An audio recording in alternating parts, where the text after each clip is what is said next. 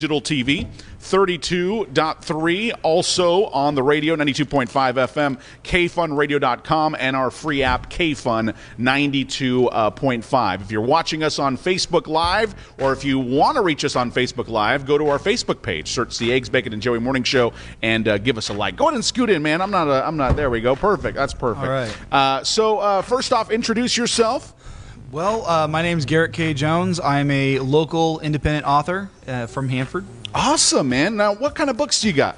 Well, I have the first three in my series. I'm a fantasy writer. I've got the first book, The Heirs of Menenias, the second book, The Destiny of Dragons, and the third book, which came out a little over a year ago, The Rise of the Shadowkin. Now, is this any type of, is this a series or? It is a series. Okay. It's a series that I started, I actually started writing it almost 17 years ago. Okay. Yeah.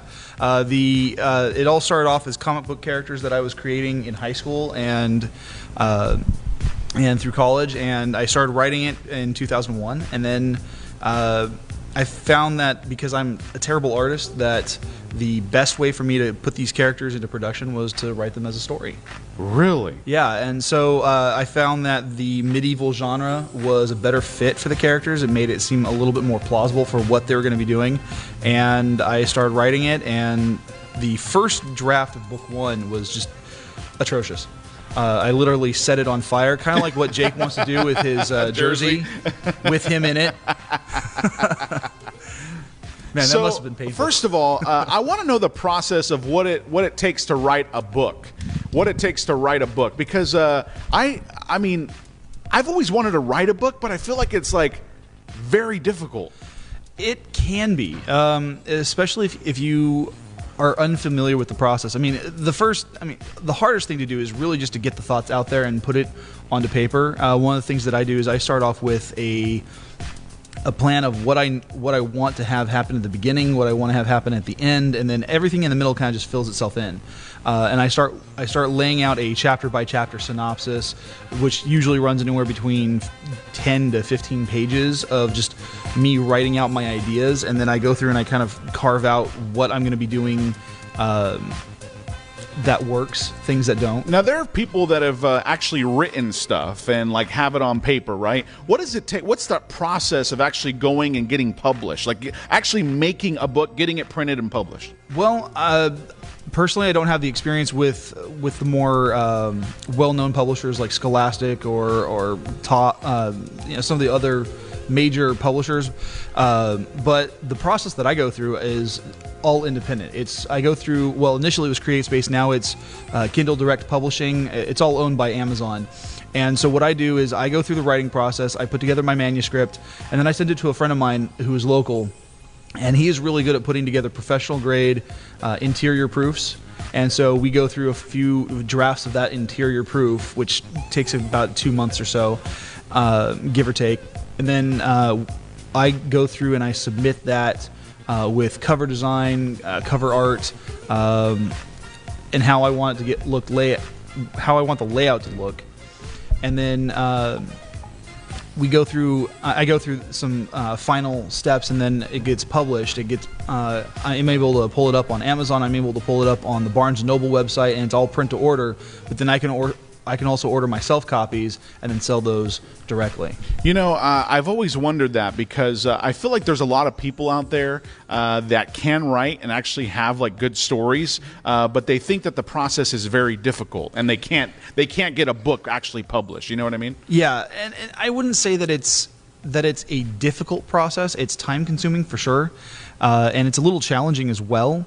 I think one of the biggest challenges I have is I have to do everything on a budget. Ooh. Luckily, the friend that does the interior proofing for me, I've offered to pay him, and he's like, no, don't pay me. You can't afford me. But he is one of the few that says, you don't have to do anything like that. Whereas, like, if I'm doing some of the content for the website that I have to pay for that content. I have to pay for the yearly subscription to have my site hosted, which that's about $100 or so a year. So essentially, you got to be really invested in wanting to actually write your book and be invested in treating it like a company, right? Because let me see one of these books here. Yeah. I mean, this is great quality, man. This Thank is you. a really awesome quality book here. And, when I look at it, I go, man, like, I just envision a lot of people, like, actually being able to tell their story, too. You know what I mean? Like, there's a way to tell a story and maybe ways for people to learn from it in your own book. Yeah, and one of the things that I actually had this opportunity on Tuesday. I was at the Hanford Art Hop over at Beautifully Damaged, just around the corner. And I was talking with someone who came in, they bought a copy of the book, and she has this idea for writing this kind of like a biography of some of her family's history. And I said, that's a great idea. And she says she doesn't know where to start. I said, just write down the stories, write down the layout, and then look for where they connect so you can weave them together. And I offered to help because I do editing and stuff like that as well. And really, it comes down to just being invested in making the product. And a lot of people, I think their biggest hurdle with regards to writing is just being confident in themselves and their ability to write, because a lot of people sit down, they'll start to write, and then they get bored by it. And I can't say that I haven't experienced that, because I have. There was a huge chunk of time between, I want to say 2010 and like 2014 where I hit this wall and I couldn't create anything to save my life. And I would start a story, I'd get a few pages in, and then I'd put it down. And it's Writer's block, they call it, right? It wasn't really writer's block. It was just I wasn't interested in what I was writing. I could write just fine, and then I'd get bored. With book one, I had been going through several drafts of that up through that point, and finally I was given a suggestion to publish it through Kindle. And I'm like, okay, well, that's a great idea. So I published it to Kindle first. And then I went through, I read through the Kindle edition, and I realized that there were some things that needed to be tweaked and changed and updated. And so I took that manuscript, I went through, I re-edited it, and then I found out how to go about publishing it as an actual paperback. And so when I usually do events, I tell people buy the paperback because it had more editing. My original editor was not as thorough as I would have preferred. I'm kind of really anal retentive about the editing process. I'm fine toothing it. I've been told I'm kind of a grammar Nazi, and I am. But I go through and I make sure that everything looks good. So tell me about yourself, man. What got you into actually wanting to be an author, wanting to write a book? I mean, were you, because you were born and raised in Hanford, you said, right? Well, I was raised mostly in Hanford, okay. Born over in Visalia. Okay, so you're born in Visalia, raised in Hanford. Did you take a lot of, classes or something to start writing? Or were you always writing, like, in notepads at school? What were you doing? I started writing, actually, in...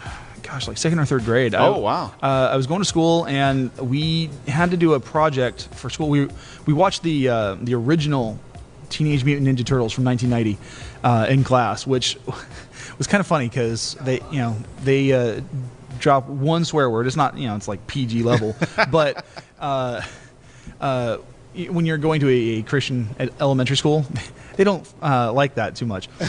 So one of the projects was after we watched the movie, was to write our own version of what would happen if we met the Ninja Turtles and stuff like that. So I wrote this like 1-page thing, third grade scribble, and about that, and it just kind of caught on. I started writing my own stories. A lot of it was, I guess you could call it fan fiction, based on things that I enjoyed. So like Batman the Animated Series, when it came out, I was writing myself into those episodes.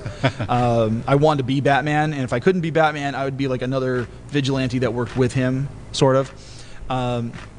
Or like Power Rangers, I started creating my own characters. And eventually it just lent itself to creating my own original characters, and I tried to make them as authentic as possible. What would you recommend for somebody listening out there right now that maybe wants to write a book? The first step.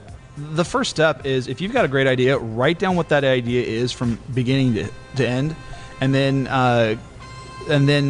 write out a plan for how you want to execute that story. because once you have that's a lot of the grunt work taken away from you, because then you're free to just create. Then you got GKJ Publishing. Yeah. Is that your own company? That's my own label. If you look at the back of the book, you'll see my logo there. Ah, yeah. Which GKJ. It pops up on Instagram. It also pops up on my YouTube channel. Okay. And then the cover for that book actually is the image that's on Twitter for me. Cool.